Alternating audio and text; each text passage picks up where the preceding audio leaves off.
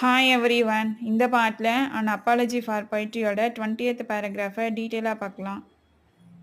இதில் Sidney poet is the food for the tenderest ஸ்டொமக்னு சொல்கிறாரு. போயட்ஸ் ரொம்ப மென்மையாக டைஜஷன் ஆகாத விஷயங்களை நமக்கு புரிய வைக்கிறாங்கன்னு சொல்கிறாரு.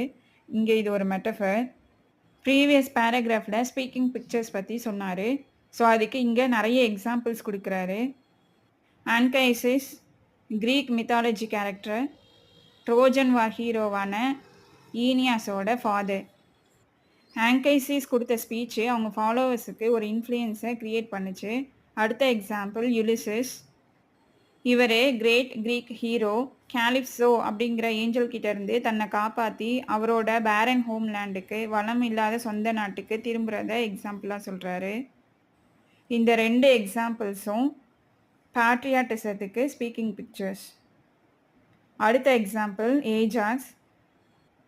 அவரும் கிரீக் ஹீரோ. ட்ரோஜன் வாரில் அவர் அப்பாவி விலங்குகளை தன்னோட எதிரிகள் அப்படின்னு நினச்சி அகமம்னன் மினாலஸ்ன்னு நினச்சி அந்த விலங்குகளை கொன்னது ஒரு கட்டுப்படுத்த முடியாத கோவத்துக்கு எக்ஸாம்பிள். அடுத்து யுலிசஸ் விஸ்டம்க்கும் டயோமீடஸ் டெம்பரன்ஸுக்கும் ஸ்பீக்கிங் பிக்சர்ஸ்ன்னு சொல்கிறாரு. இங்கே டெம்பரன்ஸ் அப்படின்னா நிதானம் இல்லைன்னா விவேகம்னு அர்த்தம்.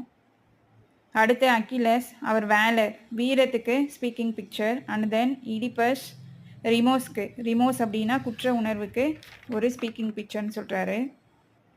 அடுத்து மீடியா அப்படிங்கிற ஒரு கேரக்டரை ஸ்பீக்கிங் பிக்சருக்கு எக்ஸாம்பிளாக கொடுக்குறாரு. அவங்க தன்னோட ஹஸ்பண்ட் அவங்களுக்கு செஞ்ச துரோகத்துக்கு பழி வாங்கினாங்க.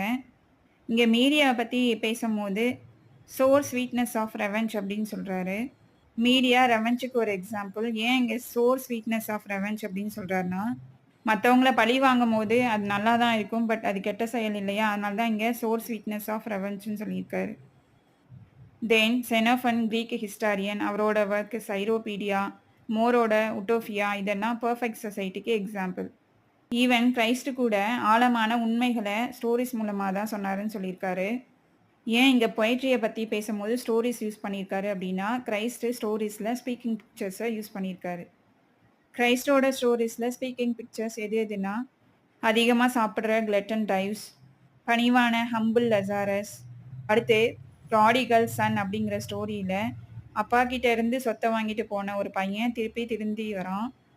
தென் ஈசாபோட ஃபேபிள்ஸு. ஸ்பீக்கிங் பிக்சர்ஸ்க்கு இவ்வளோ எக்ஸாம்பிள்ஸ் தராரு. இதுலேருந்து என்ன சொல்கிறாருன்னா, ஃபிலாசபர் ரொம்ப அப்ட்ராக்டான திங்ஸை தான் வந்து கொடுக்குறாங்க, மற்றவங்க மாதிரி இல்லைன்னு சொல்லியிருக்காரு. பொயட்ரிக்கும் ஸ்பீக்கிங் பிக்சர்ஸ் தான் மெயின்னு சொல்லியிருக்காரு.